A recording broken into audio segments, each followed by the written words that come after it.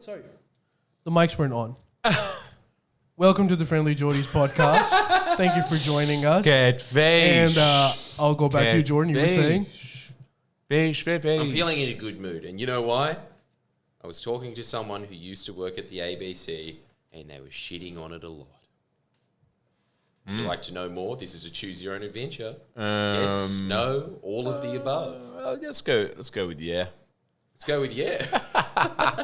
A very enthusiastic first option from Miss Love. Ali, dare you agree? Dare you enter the challenge? Sorry, I missed the question. I was more concerned about the for sound. fuck's sake. Hey, I'm a Take that as a techie yes. as well as... True. So, say, can you repeat the question again? Do you want to hear me shit on the ABC? Oh, yes, I do. Let's start with that. Okay. Always. That a boy, Ali. All right, let's stick it to him. Now, all the little supporters of Auntie that listen to this Twitch stream, as you can imagine, this is the most pro-ABC audience there is in the country. The Friendlyjordies podcast may as well call ourselves the Friendlies of ABC. Just take... No, ABCJ. ABCJ, yep. Triple ABCJ. That's us. And actually, yeah. Ali, Balabragic, Constable Jordan. ABCJ. Not bad. Right, so I was talking to this legend that used to work at the ABC, and I won't get them in trouble by telling them their names, but... Tom Tilley. No, wait. Yeah, that's right. Yeah, the fucking saving grace. The only one telling it like it is at the ABC. I don't think he's even The there anymore. overgrown ginger. I don't think he's even there anymore. I was thinking of... I don't know where he is anymore, except for I'm assuming in a coffee shop in Bondi. They just can't shoo him out, so he just sits there and he's like, so dark all of a sudden and cold. Maybe I should do a hack about it. Oh, wait, I can't. Wait, what's the goss, though? I didn't even... Let him continue. Tom Tilley is sorry. locked in a coffee shop. Sorry, dude. Go on, Jordan. Fuck. He was there in the boomer generation of the ABC. It makes so much sense to the people that I know from the ABC, what he was saying. The way that they saw working there was like it was the Foreign Service, I suppose, just a prestigious bureaucrat. That's how they saw their job. They didn't actually really give a shit about who was and wasn't in government. They were perfectly happy to take directives and orders. They actually liked sitting on their asses doing nothing. He was talking about just all of this waste that used to happen in the ABC. He was saying the only good thing about a Liberal government coming in is that they slashed the budget because there was just all these cunts getting fat of a bunch of working class schmoes as they were going, I think I'm going to do a documentary in Venice, yes. This guy used to be at the front line of Afghanistan, Iraq. He'd be in all these war zones. In fact, he was there when that female Pakistani president, who's the daughter of that boss... Yeah, Benazir Bhutto. Mooney. Yeah. Sure. I don't know what you're talking about anymore. Modi. You're talking about Captain Modi. Moonshine? Modi. But go on, I finished the story. name's dumber? Grasp of world events. Finish the story. Mooney can come in after. He was there when she was assassinated. Mm-hmm. He used to be on the front line of all these war scenes. And why? Because he was part of Gen X. And so all the baby boomers would say, you can take Iraq and I'll take France. You know? And they used to fucking sit around on way more money than he was. Apparently they were saying that there just used to be a pension system when they were there. So they'd spend a lifetime of doing fuck nothing. Really, the Liberals pay them to not report on anything. The Nationals just want them there so there's some kind of news service to the bush. And so they can't get rid of them because the Nationals won't let them. So the Liberals pretty much just stock it and they've perfected it down to an art. And he was saying that the absolute crack was, yep, you've got the formula right. Well done, Libs. Was them employing Annabelle Crabb. There's a few people there that just sit around and be like, oh, is that... What are you having for lunch there? Are you having crab linguine? I don't mind if I do. Lovely, Joe Hockey. That is... That's what they wanted. Well, my name is Annabelle Crabb, so... They started kicking out anyone with balls like him, and he was saying that, look, to be honest, there was a small contingency to begin with. even when your parents are always saying, it was so good, the ABC back in the day, it was good because there was a couple of people like him, and he used to do things that used to shit off the rest of the contingency ABC of going somewhere, a war zone, for instance, that his higher-ups, the one level up, would say, no, you're not going there, because they didn't want to deal with the headache of the higher-ups saying, no, we're not going to do it.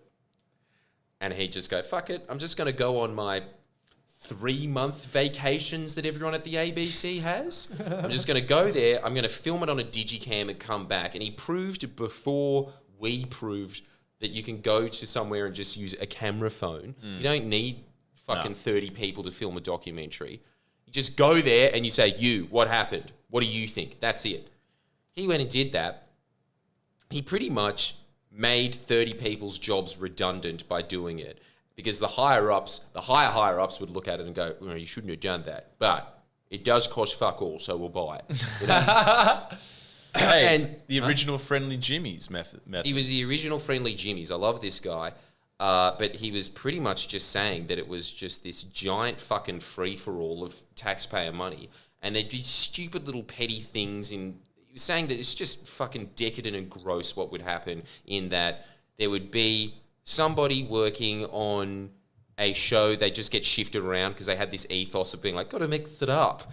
And then someone would just be like, ooh, Margaret's working on this and she doesn't like Giselle. So Giselle is just going to sit on her fucking ass for 6 months, get paid $300,000 to think of a documentary idea. Didn't matter if she did or didn't. They just park her somewhere, say, that's all right, Charisse, you sit around. Just think about where you'd like to go. China? I've always wanted to go to China. And then just go off there. You fucking do nothing. You get aired at 10 p.m. on a Tuesday. Come back. Just get a job on radio. There was just this little elite cabal that just got their way in. Sucked off the taxpayer. They were really jealous that they couldn't get on fucking BBC, which is why all the ones that are boomer ages still had that voice that sounded like this. But isn't that every organisation minus the tax money? But this is a whole No, thing. it's not every It's tax organization. money. You know what this continues, because this reminds me of, you know how like I was researching on that Paul Keating script, and I came across, I didn't come across, I started looking into Commonwealth Bank's privatization. I had a completely different idea of what actually happened. It's basically just that. Yeah. The ABC turned that into the Commonwealth Bank. Because, you assume, Commonwealth Bank was privatized in early 90s. You automatically think, okay, so this must have been a move that was hated by the left, and the right would have loved it. The unions would have opposed it. The bank would have preferred it. Completely opposite. The unions desperately, the ACTU said that we would love for Commonwealth Bank to be privatized. Commonwealth Bank said we do not want to be privatized because it was basically that. Like, just getting fat off the taxpayer. at some point, the Commonwealth became they started projecting like we need to act like a commercial bank. We need to be independent. So they would get the allowance of that. So that means that they would start like investing in things like like the mining industry or whatever makes them money. But then and they would also take millions and millions of dollars of taxpayer money. And would refuse things like private equity into housing affordability. They'd be like, oh, I don't know if that would work for the bank. And they would just be sitting there with these huge paychecks, essentially running a commercial enterprise that was super inefficient at taxpayer dollars. And they never wanted to get privatized for that reason. Yeah. And they got actually a lot better after getting privatized because once that tax subsidy, the biggest turning point was, how crazy is this? The Bank of Victoria, which was a public bank, went bankrupt. And so the Keating government was saying, okay, Commonwealth Bank, you're a public bank, you need to buy them out. Because if they go under, a lot of people who have their money in the Bank of Victoria would go under. And the Commonwealth Bank was like, I don't know if you want to do this. And that's when basically Keating realizing, what's the point of you being public? Like, why would we support you if you're not willing to help in this crisis? Yeah. And in fact, that was the critical point when they eventually did privatize it. So Keating said, okay, I'm going to inject a fuckload of liquidity into it. You're going to have to buy out Bank of Victoria because we don't want people to start fucking going starving, and we're also going to privatize you. And so that was a deal that was acceptable for everyone. Yeah. But it's basically what the ABC was. Like, Well, also, the other thing the Commonwealth Bank did, I don't know about Victoria Bank, but the Commonwealth Bank used to campaign against the Labor Party actively. yeah, they didn't. Because it would just be flushed with libs because they're in most of the time. And so they'd sit around and buy up newspapers and then put their propaganda into it. It's insane. Like, it really challenges some of the preconceived notions. Like, and it brings that point out.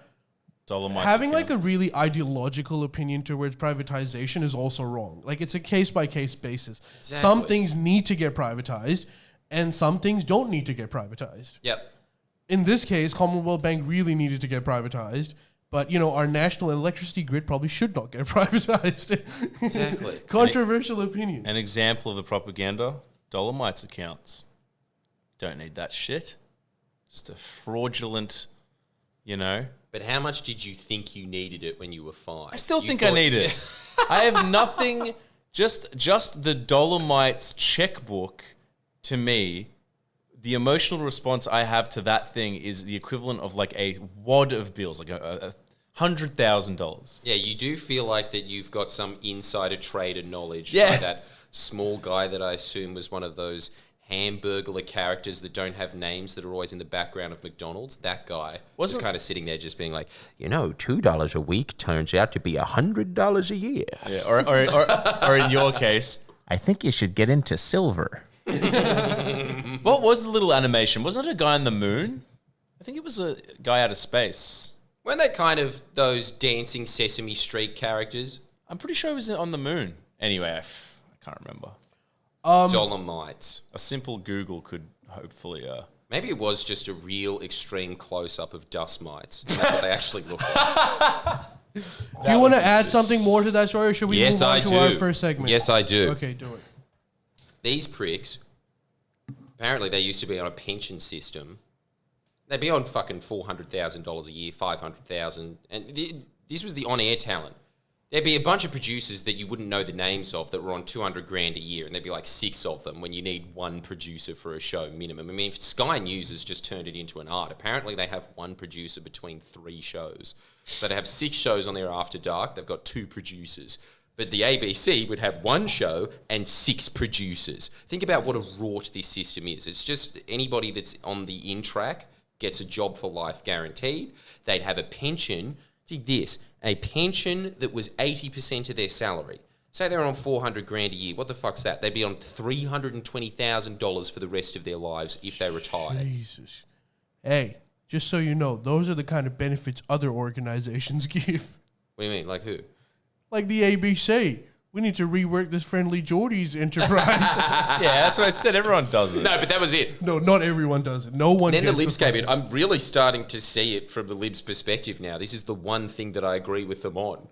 They came in and they were just like, what the fuck's this shit? We'll give you a pension. They were just like, oh my God, they're putting us on superannuation that is as good, if not better, than the politician's superannuation. What is this 70% of my wage? That's what it turned out to be. It was like, I can't remember the exact numbers, but I think it was something along the lines of they're getting a superannuation that is 7 times better than the average worker. And they do fuck nothing but sit on their ass. At the very least, they report nothing. At most, they report straight out propaganda for the Liberal Party. And this is the thing that he was just saying that just completely blew my mind, because I always just used to think they'd be like, oh, what can you do? They don't give a fuck.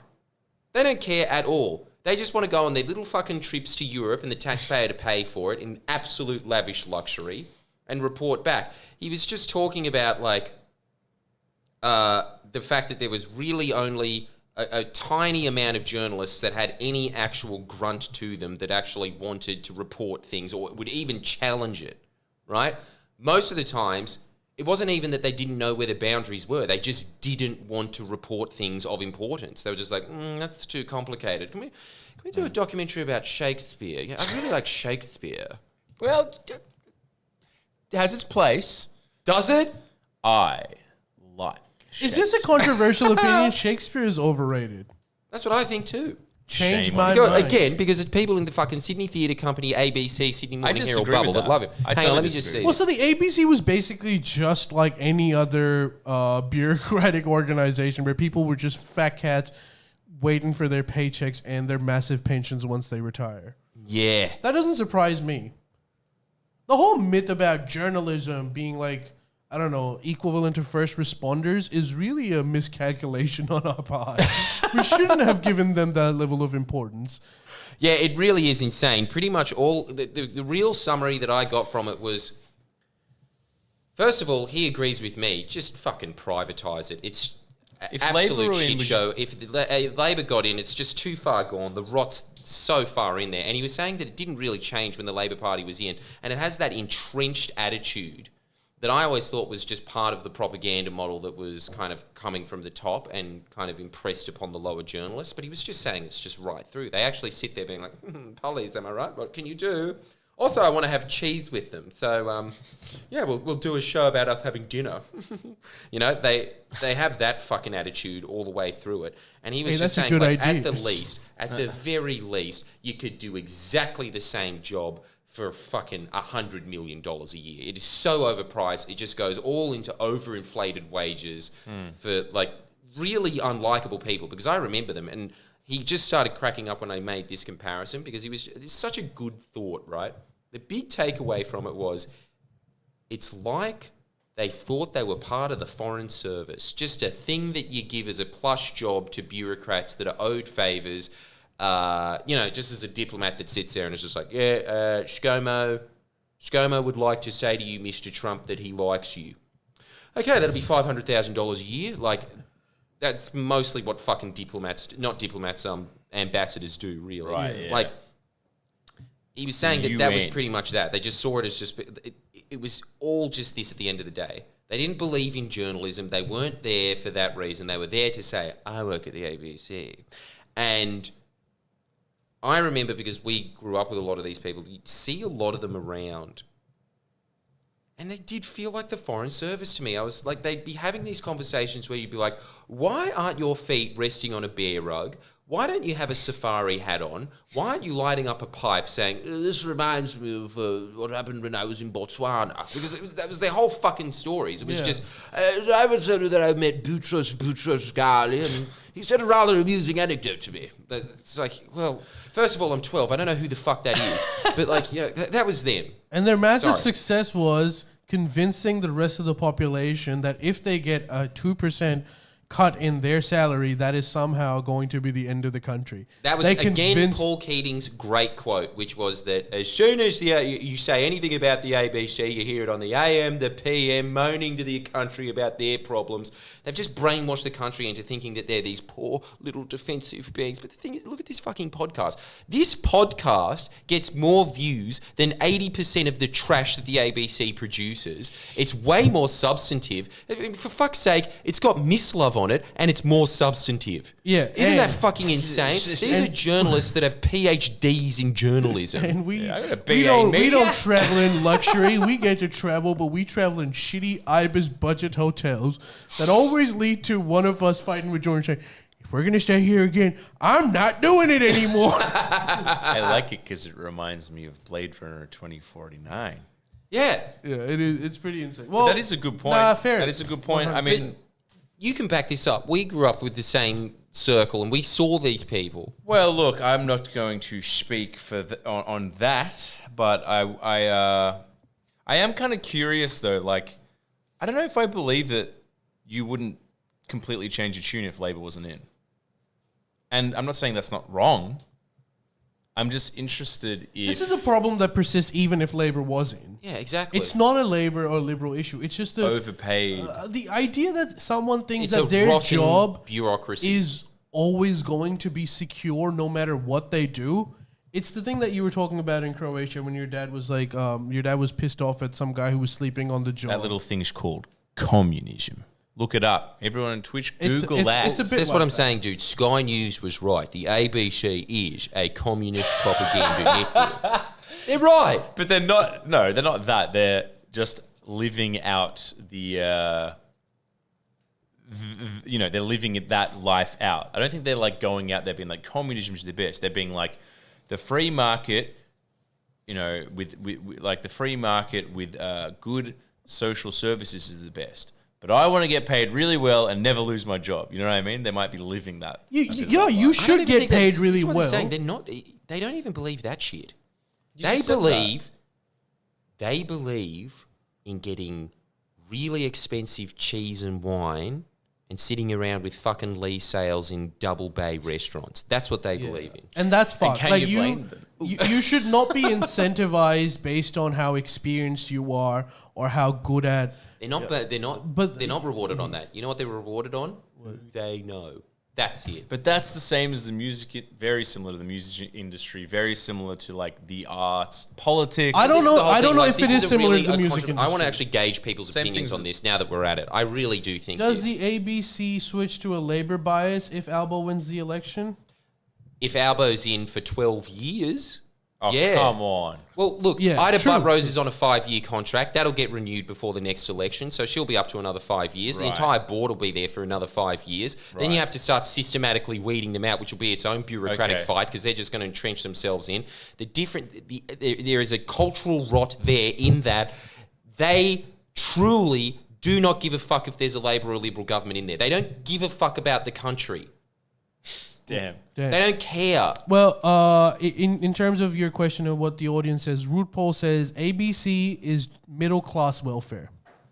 See, that's what I thought, dude, but $400,000 a year ain't middle class.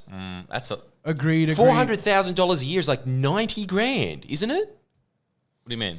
Sorry, 90 grand is middle class, or like, just like Middle- 80 yeah. grand, Yeah. 80 to 100K, that'd be is middle like class. 60 to 80, isn't it? That's what I thought they were on. Yeah, around. I think it's around 80, 85 now with inflation. And am I right? Which came out. Yeah. But so I think anything below 100, you'd still be considered middle class. To be fair, you'd probably be Okay. considered middle class even after 100, 110, 120. Yeah, but 400 is not middle class. 400 is not middle class by any means. Dude, it really does, because I remember ages ago I put out this message saying that I swear that you could just get 100 grand out to 10 YouTubers and it'd have more of a reach and more of an impact Well, that's what than one of funding the the. ABC. You could gut the entire ABC, save yourself That's $1 what one billion. of the suggestions was over here. Someone, I can't remember your name. Sorry, you should have. They were saying you should actually gut the ABC and provide the funds to independent journalists. So just scattered the money all over the place. Exactly. Could you imagine if there was $1 But you billion know what? of that? But no government is gonna have the balls to do it because that's gonna be an anarchic system. They're super concerned about like what words, what buzzwords you say on their normal programming. Imagine giving it to like a bunch of people that are constantly producing 24/7 news cycle content. No, it'd never happen in a million they would years. never It's not going agree to to happen. do it. But all I'm saying is because I was just talking to this guy and then it just became very apparent to me that, like, fuck, Sky News is so admirable. Like, I did not know how much on an oily rag that operation runs. On a purely operational level, Sky News is a thing of beauty. Well, Sky You guys It have gone produces full between free 6 market. shows. Huh? You guys have gone full free market. It's just such a good testament of the free market. And I was just thinking about it. I didn't get any fucking help from the government. Oh, okay. I was on Centrelink looking for a job for 6 months until I could make myself sustainable enough to work on the fucking platform, right? But other than that, I got no taxpayer handouts. None. It was purely the free probably for market. the I best, got man. mine. Like, you know what? Honestly, it was probably for the best. Like, it made you rethink your strategy and make your content better because you had no Yeah, it other way did, of exactly. doing it. And Which- also the other thing is when you're dealing with the free market, you're actually responsive to what the audience wants. You have to because your survival depends on it. Yeah. That's how you get better. Yes. So you guys have Need got my is the mother script. of all invention. Seriously. Look, I don't think that I don't necessarily think that you should constantly be insecure about your job. You should have cushion. But then if your entire job is about cushion and people are applying for that job because of that cushion, that's just promoting a culture that's not conducive to productivity. It's as simple as that. But that actually brings us to our what was supposed to be our first segment. This should actually be a self-help question, but one of the things, the Conversation newspaper came out with an article that says many more Aussies are graduating with tertiary education, but only 1 in 4 are actually getting jobs. The question is, Jordan, for you, well, that's just a stat.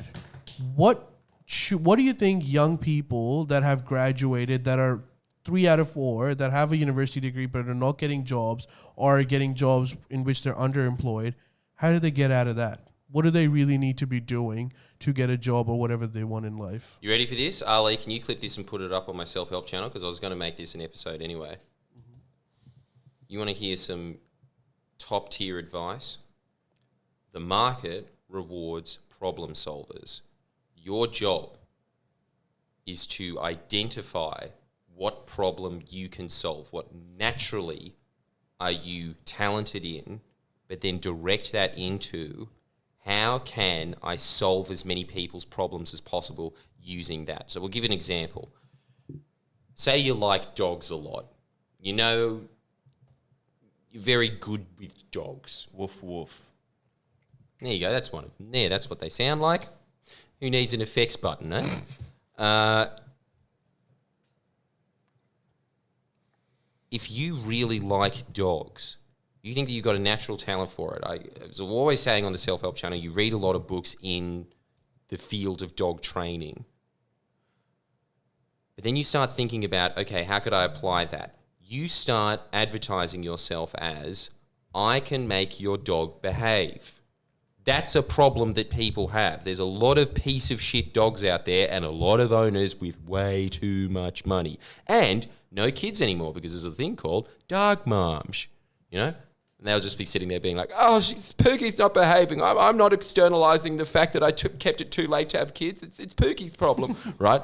And so your job is to kind of narrow in and think about how can I fix something. If you are one of those people, you are not going to be one of those 3/4 of people that have unstable work. I can promise you that.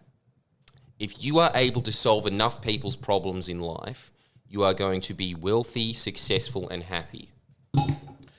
And with or without tertiary education too. With or without tertiary education, because this is the other secret. I wish that I did this. The only reason that I'm glad that I went to university is pretty much because I met you and someone else whose name will not be mentioned, but let's just pretend. Let's just call him from now on non-Pakistani Ali. Hey, I don't even know who that is. I know who it is. But the thing is, like, it was pretty much just because I met a couple of friends, but that was not worth $100,000. Yeah. But I understand that, and I'm a big advocate of that too. But I do think that there are certain merits for going to university. I think that you can get those merits for $100 a year from the library. You can, but most people won't. Also, yes, that's true. But if you have enough drive in life, if you have that yearning of I'm going to make something of myself, I don't think you need university. I think you need an education that you can't get at university, which is all the lecturers that they try and shun away from university because they aren't part of the dogma. And also because they're about very specialised things that only you know. The current show that I've got, Friendlyjordies Cancels the Media, you know what that's a result of? All these academics that I wasn't taught about when I was in university. I did courses on media and politics. What I was learning in there was dog shit. But the problem that you get with self-education is self-education is more effective than actual university education because if you think about it, if you're doing it yourself, you're more interested in. Most of the time, you're just like kind of sleeping in class. But what I do think is that there is certain merits to the fact that if you self-educate yourself, you have gaps in knowledge, which can really butt you in the ass at the wrong time. Because when someone structures let's say a course for you, they make sure that every area is covered, and then you might be interested in certain aspect of it and you might do more research into it. But if you're like just solely trying to educate yourself almost haphazardly, there are areas that you miss out on, and it's not your fault, and that can cause problems later. So I'm not saying that university education is a must, but there are certain merits to university education. If you're a very driven person, if you're someone that has an attitude of you're ambitious and you want to go out there and do things, it really doesn't matter. You do university, you don't do university. One of the stats that is not mentioned over here is, which I did read, is sure, if you're tertiary educated, that doesn't guarantee you a job. But you know what makes it even more difficult? If you're not university educated. So it's even worse for people that aren't. So yes, getting a university degree doesn't guarantee you shit, but not getting one puts you in a almost worse situation than someone who has. I think that that's kind of just a coincidental stat. I think that it's because people that go to university are usually a little more focused and driven than people that don't go to university. You know, that's not always the case. There's such a thing as Jim's mowing, but Jim's mowing in itself is its own mobile university. University of Lawn. Damn Sexton. straight. But it also means you can read, and that's a huge thing. Exactly. So if you can go to university, if you're intelligent enough to do it, I really think that it's a waste of time. In fact, for instance, I'll give you a really good example. There's a couple of people on my staff now that are just doing this part-time because they're doing university. And I'm just thinking, for fuck's sake, just quit. You would learn so much more editing for me, and you'd be earning money, and you would have time to just sit around and read. Why are you sitting there in a media degree while they sit there and be like, okay, we're going to teach you how to edit on videotape? Why? And why are you paying $6,000 for that course? That's a thing. So you might be right in that they'll just be like opening your mind to all of these things. But let's be honest, a lot of them are fucking useless. I think that Steve Jobs had it right when he was just saying, you educate yourself, you get, as a result of that, all of these unique ideas that are only in your head because you're only reading that combination of books yourself. And therefore, as a result of that, you can solve a really specific problem. I think that that's what happened with me. I got interested in comedy. I got interested in Noam Chomsky, and admittedly that was because of university, but again, it was just by dumb luck that I went to South Korea. If I didn't, that wouldn't have happened. And so as a result of that, I had a problem that I could solve, which is that everybody in Australia is extremely fucking brainwashed. And I can solve that because I am able to put up enough glitch and glamour to try and get people in and just being like, hey, I'm going to teach you about Chomsky, but I'm going to do a little tap dance with one of those candy cane canes. The winning formula. The winning formula. But what do you reckon, Miss? You've been awfully silent sitting in there. You weigh in on this one. What do you think tertiary education taught you? Yeah, I'm being silent because you guys have obviously gotten into the bags, mate. Jesus. That was strong. Do you think that because you are a university graduate, Yes. do you think it was of any use? For me or For you personally? Yeah, I mean, look, I'd probably just agree with you guys. Like, Well, we both have different opinions. And I'll tell you one of the things. I met this one guy who actually lives very close to here.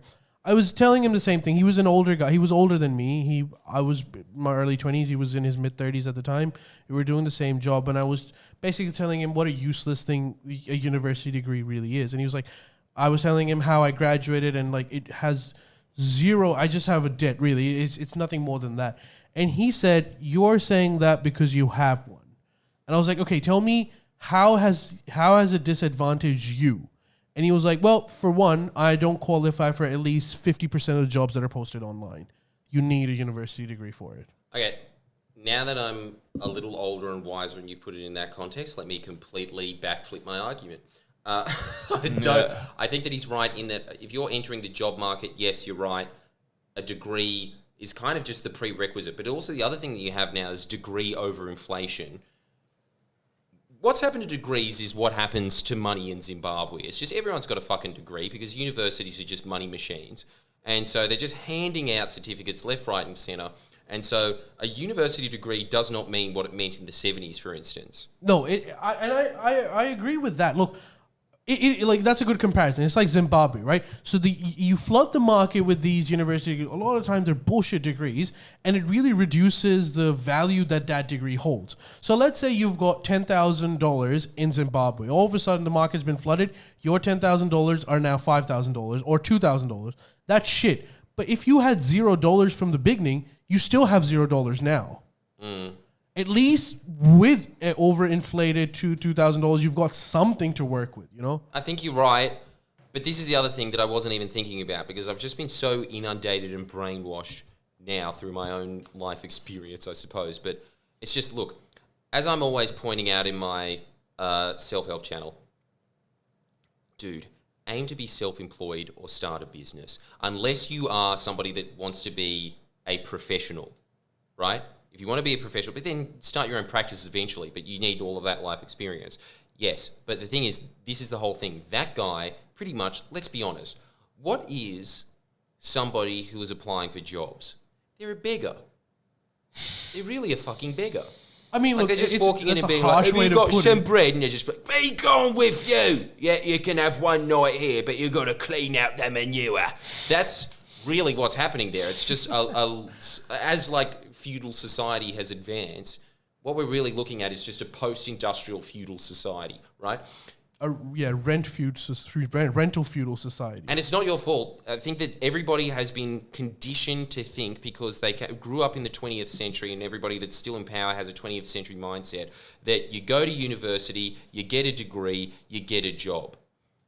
That economy doesn't exist anymore, Yeah, and there's it's nothing true. that you can do about it, and you pining about it is not going to change it. Absolutely not. And that shows with, it's a fucking ridiculous number. 3 in 4 university graduates find it really difficult to get a job, even after 6 months. So that's a damning figure. And I agree with you in the sense that, look, the way our economy is moving, this is my understanding of where we're moving. Pretty soon, within the next 20 to 30 years, it's already happening, but there will be a few people that will own technologies that will be so intellectually copyrighted that you're not, and they wouldn't need that many workers.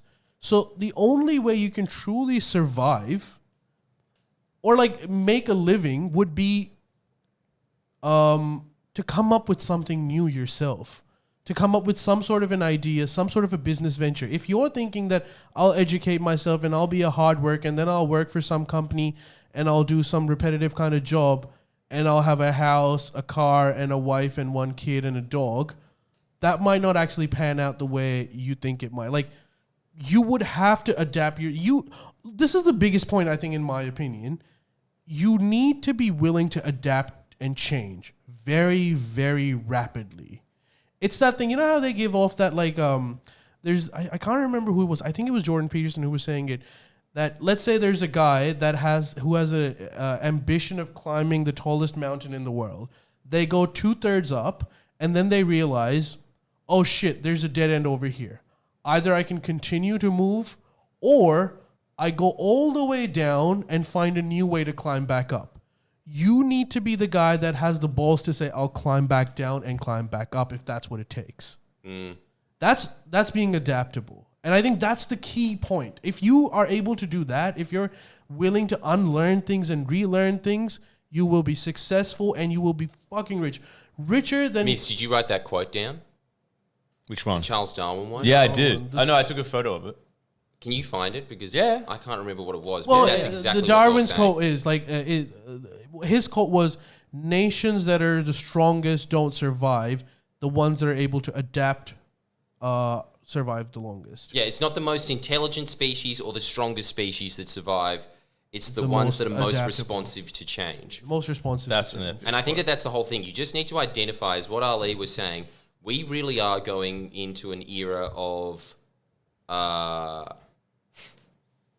haves and have-nots on crack. That's happening now.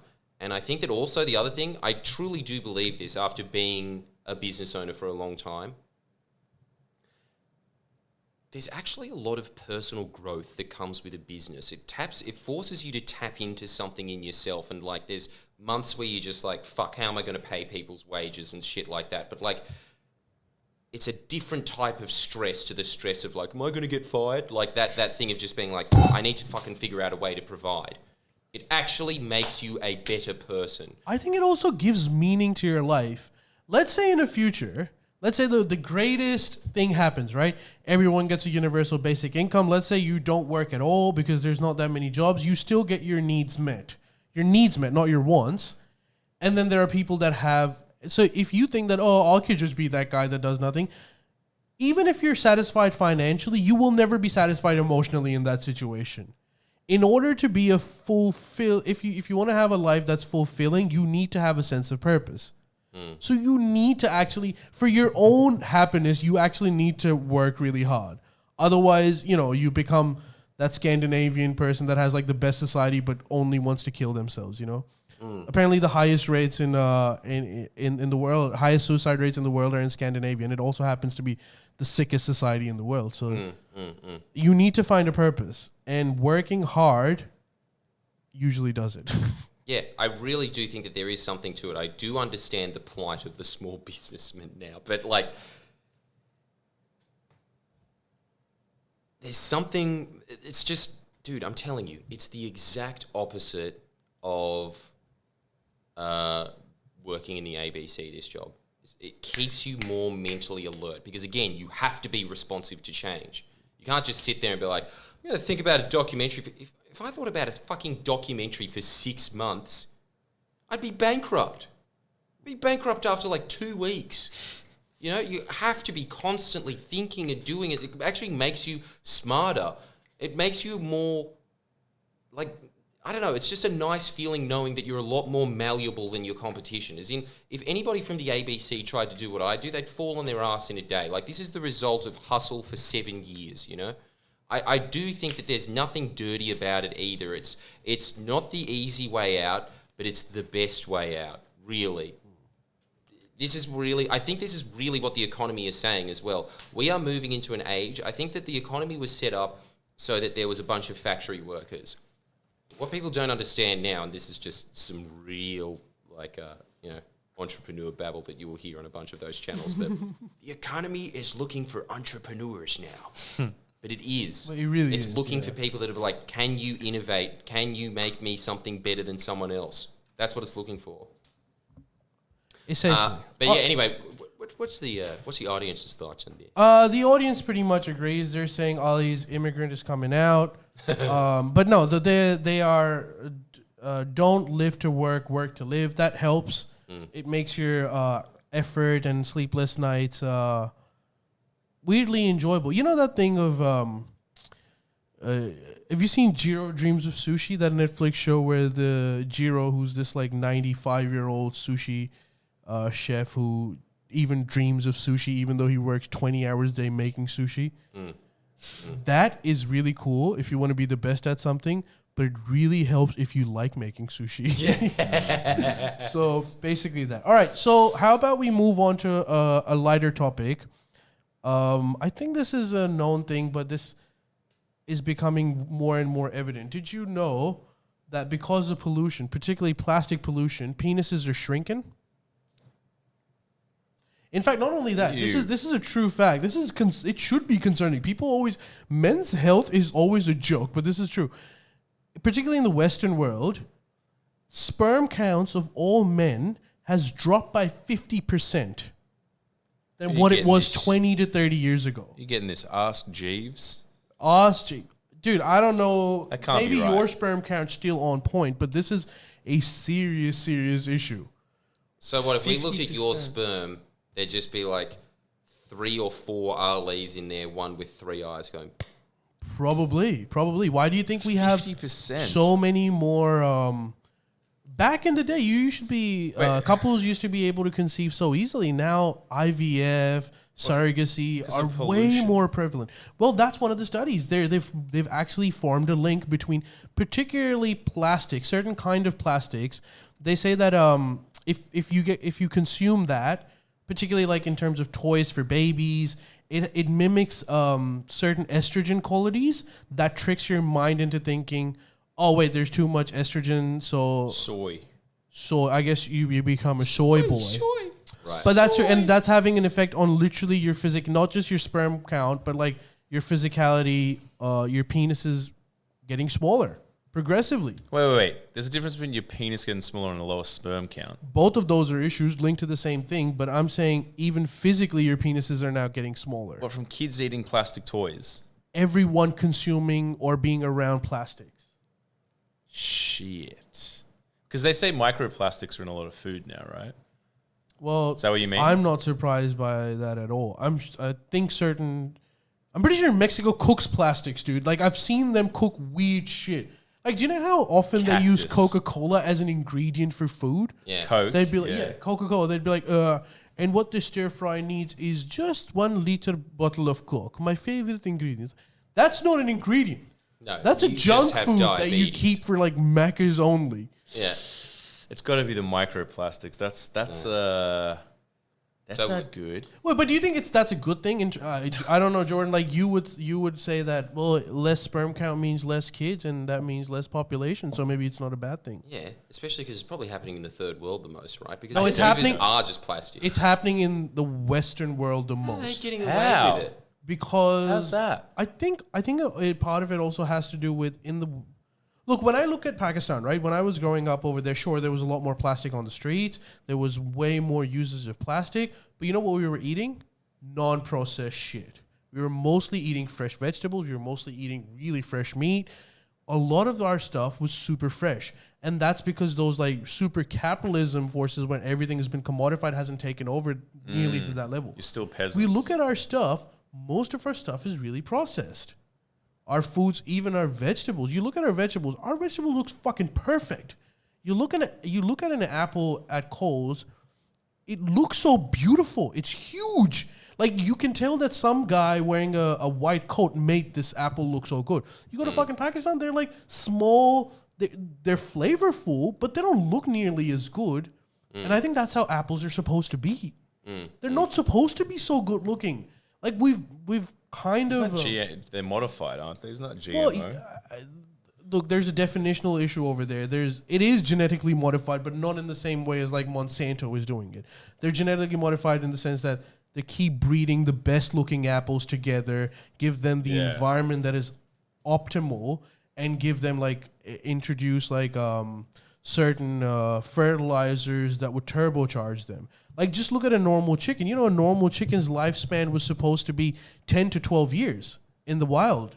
We eat chickens after 80 days. Can you imagine the work that would have gone into making that chicken develop in 80 days? How long is it supposed to be? A chicken lives for like 12 years, or in the wild was supposed to live for 12 years. So it really should have been like Shit. an adult chicken fit for consumption should have at least taken a year and a half. But there's a difference We're between... doing it in 80 days. There's a difference between genetically modifying something and plastics. That's what I'm saying. That's why I don't want to get into that definitional thing. So this isn't about genetically modified, but I'm saying all of this is playing a role into it.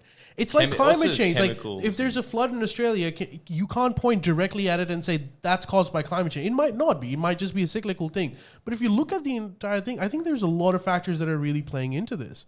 And I think processing foods. But do you think that it's probably better off in the long run? I really don't think so. You don't? In terms of population control, maybe. That's an evil way to control a population. But I think you're going to live longer with diseases. You're going to die more painful deaths. Because of the plastic? Because of the plastic. Because, it's increasing. I thought that we just give birth to babies that really were baby borns. Wouldn't that be incredible if someone actually does give birth to a plastic doll? There's so much plastic. Jesus. I don't know if that's how biology works. I don't think it does. But maybe it's just like the plastic doll has Charles Darwin's head on it, being like... But like, dude, don't you think that even in terms of the genetically modified stuff, it's kind of just turning into that how we could just continue to be nomadic and 150 acres could support 150 people, or you could go to corn and it'd support 1,000 people, but their life expectancy would drop by 30%. Yeah, and so is the question quality of life or quantity of life? But they say that... Quantity of life... Ironically, quantity of life is quality of life, isn't it? No, I don't think so. I would rather die at like 65, walking about, if someone told me, now you can live till 80, but you're going to be like in pain.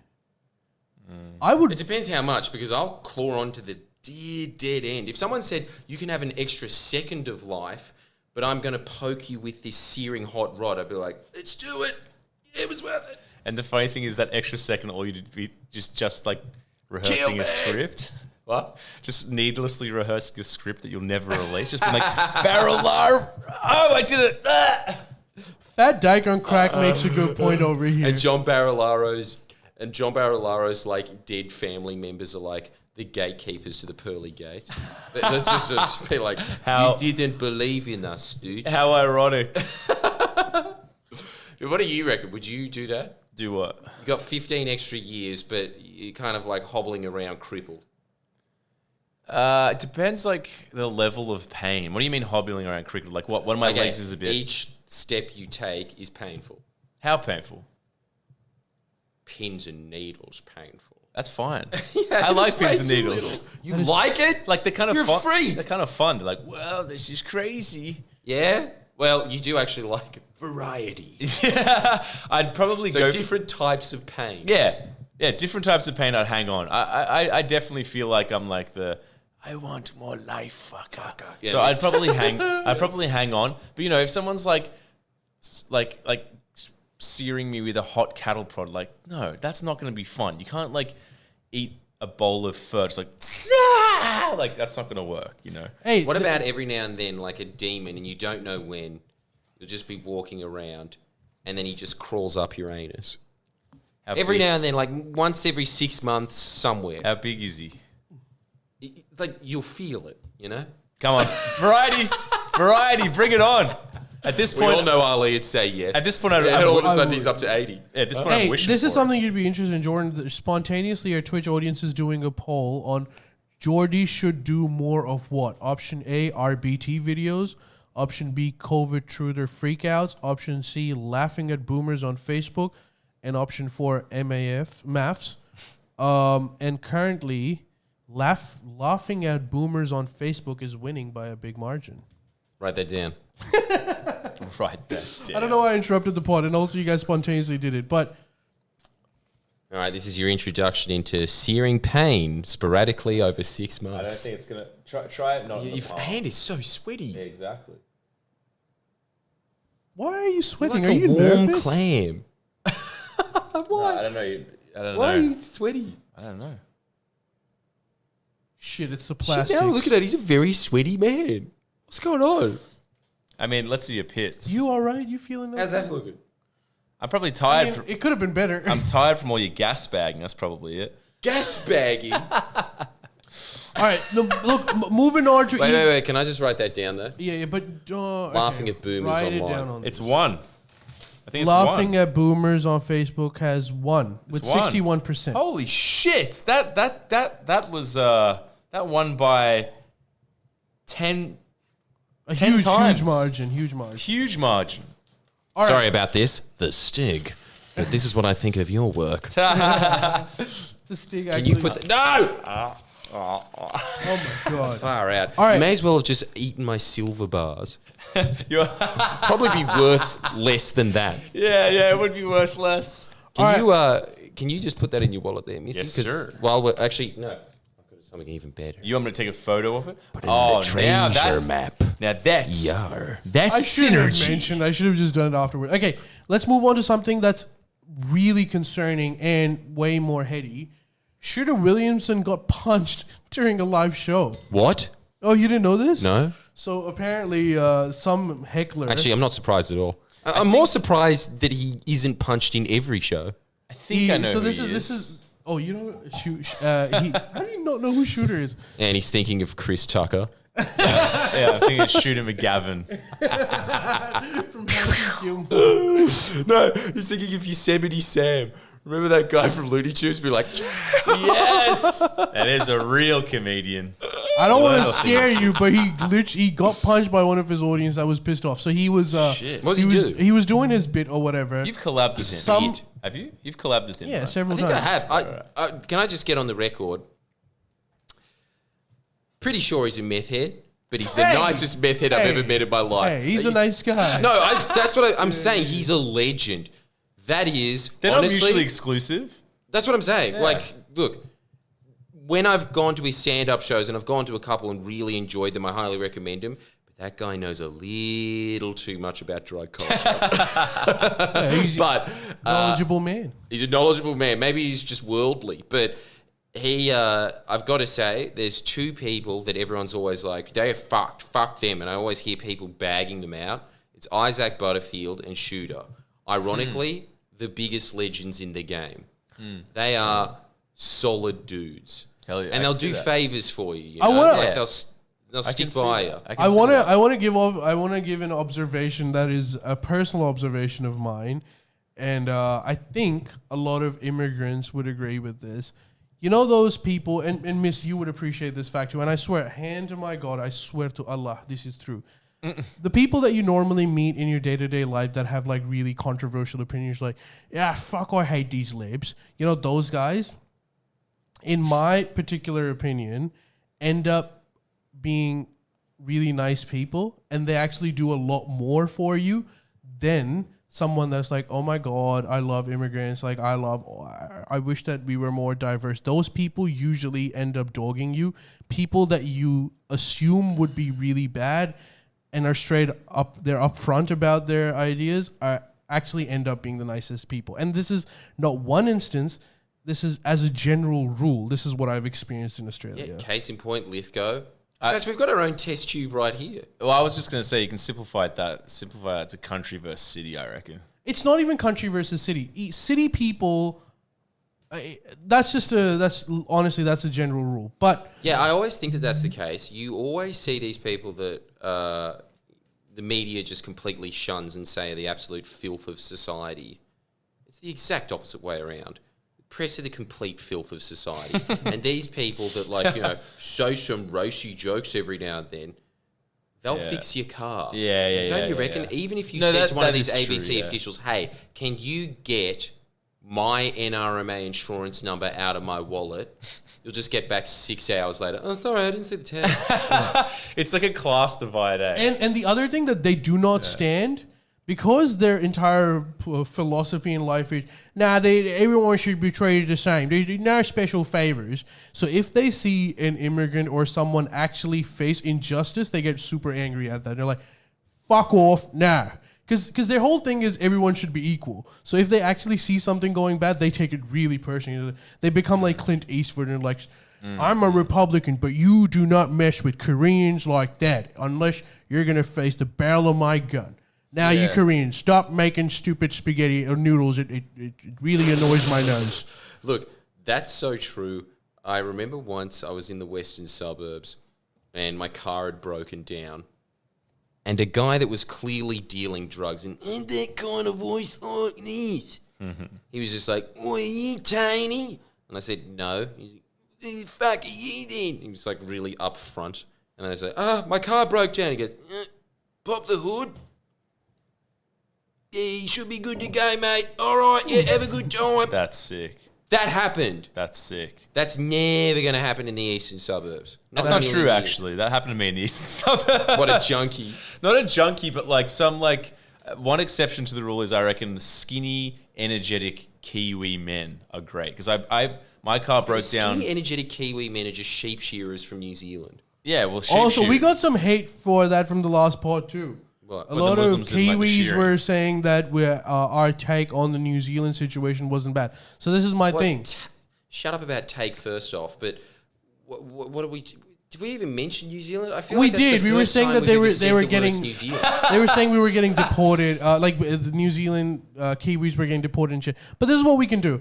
One of these podcasts will get like a Kiwi to call in and explain their gripes, so that it's fair for Their everyone. gripes. Yeah, whatever their Their gripes are. gripes. Well, we're going to turn it into the Kiwi grievance hour. Well, we can do it for I'm like kind of excited not about hour, 10 minutes. We can do 10 minutes. But okay, Shooter Small amount of Williamson time for thing. a small country. I want to get. So what happens is Shooter's doing his bit. Some guy keeps heckling, blah blah blah. Shooter gets really pissed off, takes his beer, pours it on this guy's head because he's right at the front. The guy gets on stage. Shooter thinks that Shooter gives him like the mic and says, "All right, like I put beer on you, so you deserve a right of reply." and See, I told you, gentlemen. he takes the beer. Shooter thinks that he's gonna pour the beer on his head, so he's like ready to just drink it. That was his gag. But instead of the guy pouring beer, he just punched the shit out of Fuck, him. at least he didn't glass him. That would not have been fun. I don't know where this Punch was. the shit is in once or One punch, but continually pummel him? and then like a bunch of people came in and took him away who everyone assumed was security, but it was just a bunch of Shooter's fans. Put him in a hall. So this guy like ended up being like the egg boy. He's like, you fucking punch Shooter. It was probably the exact guys that were restraining Egg Boy. Don't you reckon? Hey, that Shooter, show some respect. Did he go down? I haven't seen the video. I don't know if there even is. Don't a you video, rection if but there's one thing that Shooter can do, it's take a punch. I think he took a I'm punch. just wondering how hard of a punch. His fucking his ear was blue because he punched him on the dude, side. that's a hard punch, and he can take it. It seems. There Dude, you go. and people said Rodney Rude had it tough.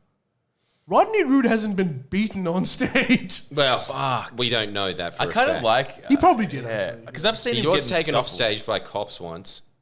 That I know. Same NWA, penis. NWA Pretty ballsy, cops. wasn't it? I can't remember what he was saying, but He just, the like, cops paid. take it off, and then he was doing his. You know what it was? It was that skit that he had of being like, "Don't you hate it when you forget that you've got a condom on?" And then you piss and it fucking explodes everywhere. And just it's like a bunch of, don't you hate it when? Just doing all of that. Probably would be like Don't taken you off hate it Netflix. when your missus says you pull out, you get too excited and you accidentally come in your eyes? That kind of stuff. Jesus. Like all of that. Fuck. And then the cops come on. How baller is this? The cops come on and drag him off. He wrestles away. This is a comedian. Wrestles away, grabs the mic and says, "Don't you hate it when the cops are trying to drag you off mid-show?" Now there's a man. There's a comedian. That's devoted to his art. Yeah, dude. There's a comedian. Don't you reckon? That's True amazing. hero. That's amazing. Still on. So good. Getting arrested, still on. I don't know why they didn't put him on a fucking coin. They really should, shouldn't they? Yeah. Nah, He should but be on the like- $100 bill. That's how valuable he is. People hate. And you press a little button and it goes, "Nice drug dealer, money, cunt." Rodney Rude still has that Kyle. Finally, some common sense. Most people still hate Rodney Rude, right? Who? No, I don't know because I think you know how boomers hate Kyle from Kyle and Jackie O. Well, look, the boomers we hang out with, yes, but you do realise that the vast majority of their audience is mums. What boomers do you hang out with? Boomers that I hung out with 10 years ago. Oh, gotcha. Now I'm the boomer. Yeah. That's true. No, you're not the boomer. I thought boomers loved him. No, some people. If you're an ABC crowd likes him boomer, then? you hate him. Who listens to him? If you're not like boomers? Lithgow boomer, you probably love him. I'm guessing that's Who, how it Kyle? goes. I feel like that's just No, the mainstream. Rodney like- Rude. Oh, Rodney Rude or Kyle? Well, You know both what of them else have as the well? same I'll thing. say- A lot I of think people I've said hate it them. before, Both but of them. I'll tell you who else likes him. Comedians. Well, comedians can't hate other. But wanky comedians that are on the ABC, as in Judith Lucy, has nothing but good things to say about Rodney Rude. She's just like, that's the GOT, you know? Yeah. But you know, That's- now she's saying that. In hindsight, Rodney Rude has that reputation of a man that got canceled for speaking up against authority. But I bet you Judith Lucy, when it was happening, was probably like, nah, get him off. He's too crass. See, this is the whole thing. This is what we were talking about last. I'm really obsessed with this at the moment, that there's a divide. There really is just artists and propagandists who call themselves artists. And I think that anybody that's in the creative industries and they're just constantly reinforcing whatever the fuck flavour of the day thoughts there are, propagandists. That's what was sick about Rodney Rude. Rodney Rude was doing things back then that only RSLs would allow him to do. Everywhere else was like, oh my God, he said the word penis. Now he's talking about sex. You know? He was there pushing the boundaries. Yeah.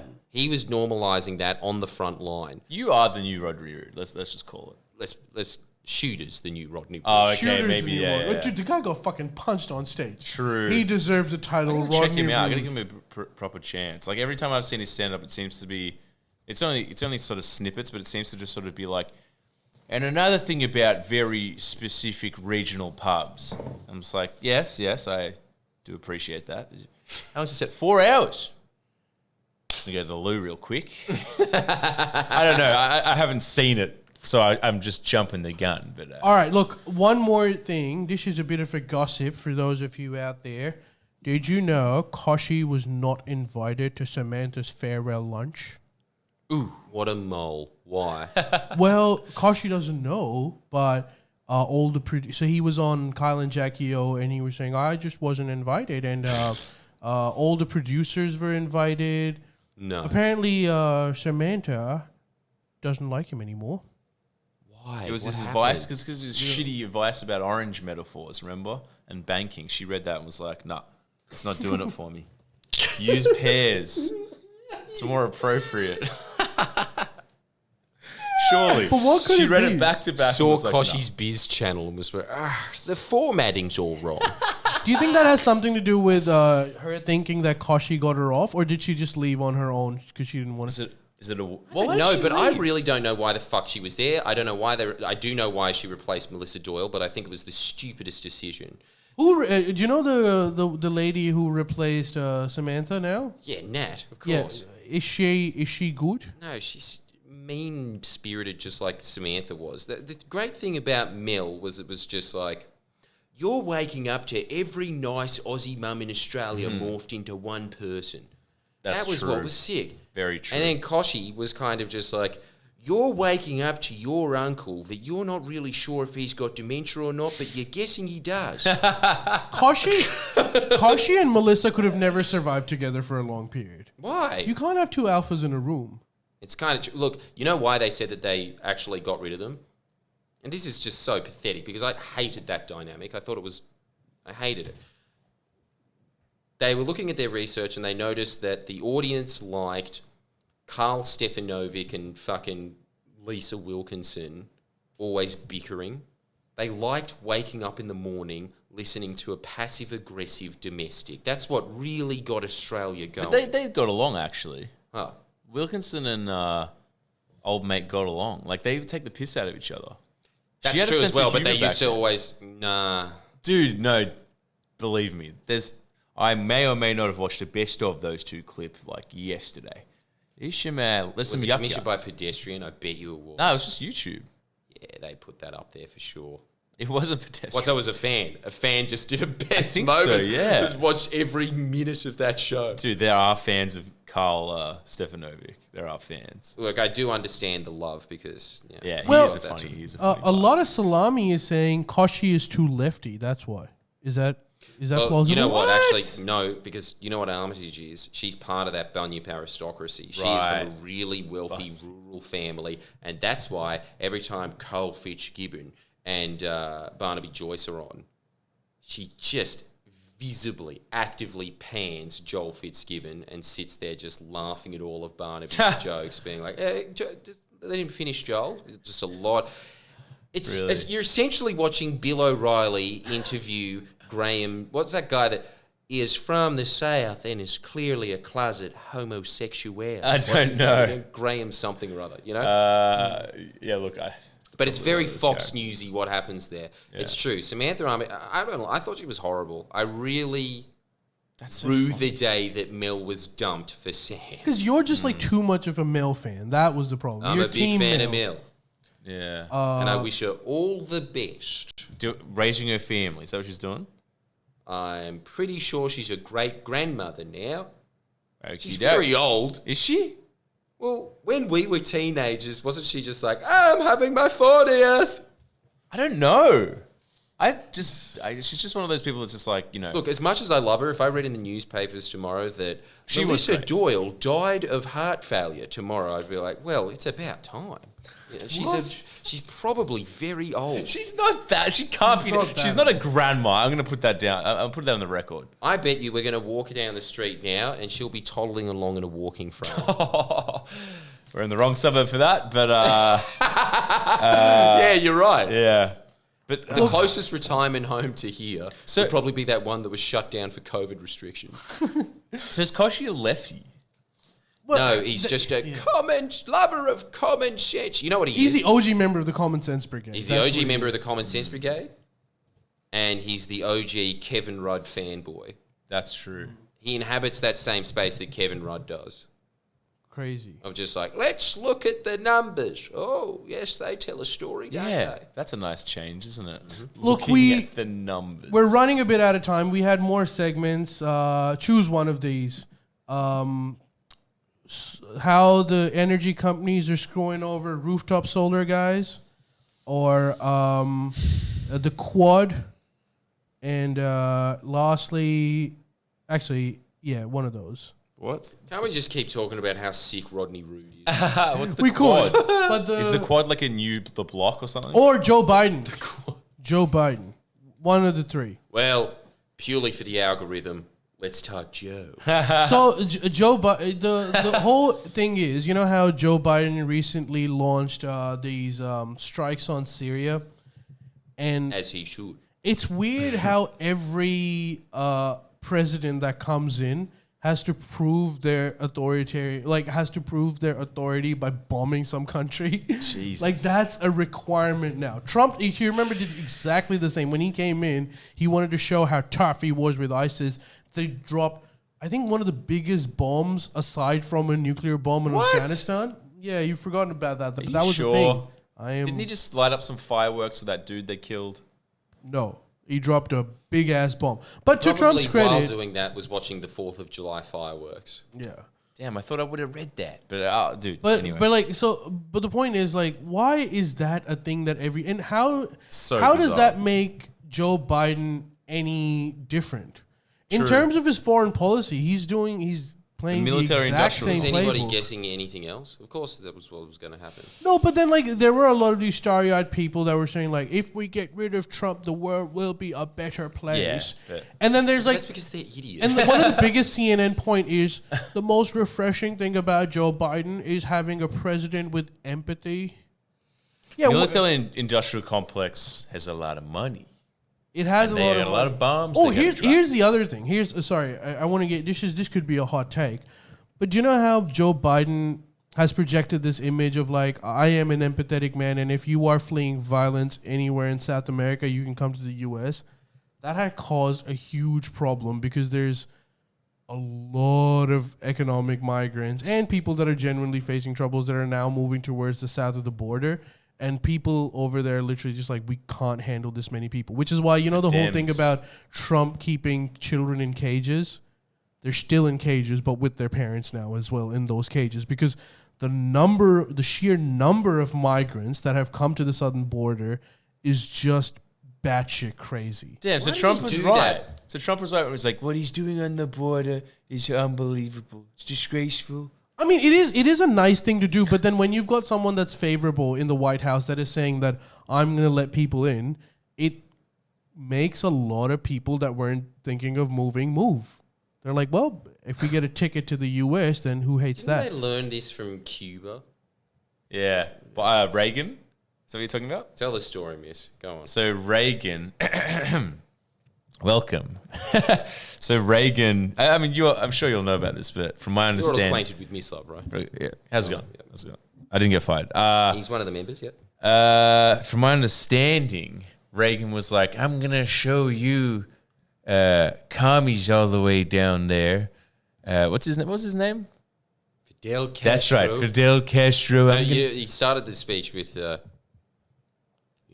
say the great thing about figuring out which country's the best one to live in, just open up the borders and see where the people go. Well, today I'm going to open them up on Cuba, see if they want a nice slice of freedom pie. And then Castro, being the boss he is, decided to send all the murderers, all the delinquents, all the rapists, all the druggos, and all the insane people. That's not true. That's not true. Yes, he did. I've seen Scarface. It might have led a lot of people. That's true, but like most of the people that moved to Cuba were part of the upper class that really suffered because all of their shit was taken by Castro. No, they might have left as well, but I know for a fact that Fidel was sitting there just being like, just release everybody in jail. Just put them on a bathtub, put them out. Because he said, this is one of his most famous quotes in history, I have flushed the toilets of Cuba. Oh my! I'm aware of that, but that was there's That's a funny. Man. there's a lot of optics in that too. And when he's, let's say you're Fidel Castro and you've just taken over Cuba, and Ronald Reagan has said anyone that's welcome to Cuba, and you see a lot of people leaving your country. The best optic spin is, well, there are rapists that were going, so yay. Because you don't want to say, well, don't go, stay. Like, come on, this is going to be a good country. You don't want to be on that side. Why Come was it on. so controversial then when Trump was just being like, they're bringing drugs, they're bringing crime, and some, I assume, are good people. He was bang on about what happened in Cuba. Maybe I'll He was the rephrase common this. sense man. We let him go. What were we thinking? Well, look, there's no way to salvage this because I know that particularly Miss Love has a very strong opinion on this topic. But I was going to say maybe I'm framing the question wrong. Maybe instead of saying it's causing a problem on the borders, I could say, well, maybe it's time for U.S. to have a big-ass, massive immigrant intake, just like they did when Ronald Reagan was there and a bunch of Cubans came in. Or maybe not. These are all options. It's just a numbers game, isn't it? Like, It is causing problems. Like, because of pandemic, my friend was telling me this, because of the pandemic in Australia, usually we get 150,000 migrants come in every year to Australia. Last year, during the 2020, we had 110. What that's meant is that there is a huge demand in all or corporate organizations for people that can do coding, that can do that. So we don't realize, and it's driven up the cost by a huge margin. So people that were getting paid $60,000 a year salary are now getting offered $100,000 a year salary because there haven't been that many immigrants that have come in to do those jobs. So we almost sometimes forget how critical these immigrants can be in filling in key positions. All right, that's enough of you trying to convince me of Big Australia for one episode. Thank you very much. All right, well, thank you for joining us today. slipping that in there. Trying to get that in. Fuck. Shameless. Globalist is here. You are a globalist, dude. Yeah. Alex Jones warned me about you. He warned us about plastics too, and that make us drink smaller. So he's. Why on are you point listening there. to this podcast? Thank you for joining us. Please become a patron. Go on Patreon/Friendlyjordies podcast. And you'll want to, because the greatest segment of all time, and everybody talk about this in the chat if you are a member, we have Miss Love's Musings in new and improved form. If you were hungry for more Carl Pilkington after that Dreamboat ran, look no further. I'll tell you about Big Australia. And Big Dick Energy Australia. And for that one patron who messaged me saying, hey, I'm a patron and I really want to understand, I've noticed that there's an uptick on news media saying a lot of bad stuff about the Liberal Party all of a sudden, and I don't know why that is. Well, we're going to discuss that, but Jordan's going to be doing a video on that soon. Am I wrong? That's coming out on Friday. Check that out. So check that out. That your question will be It answered would have to then. be the most poorly articulated video I've ever done in my life, because I was filming it and the whole time Christo was sitting back there shaking his head nervously. But it was hell to do that video. But let me tell you, you wait on Friday, because I have big news that I had to be extremely general about. But you get the big picture, I guess. It's important. Yeah, exactly. So wait for that. And please become a patron. We really, all the money that you contribute on Patreon goes to the selfless trust of benefiting ourselves. And his electric car. And please, we really want to turn this office from a rented office into an office with a mortgage. We need your money. Yeah. Because We then need we your can money. put space colors on here. Yeah, and Come on, you guys don't want to see that? Do you know how long it took us just to take 4 posters off? Help us out. help us You're out. very rude. If But you don't. even if you don't, we appreciate you Either being way, here. you're rude. No, look, even if you don't, we still love you. We still love you, We and we still really love you. appreciate Twitch you. is, the internet's a crazy place. It's a bit of fun, isn't it? Enjoy GTA, which is, I assume, what you'll be doing on your turn. off. Don't listen to Peter Dutton. Continue playing GTA. Thank you guys, and we'll see you next Listen week. to Peter Garrett.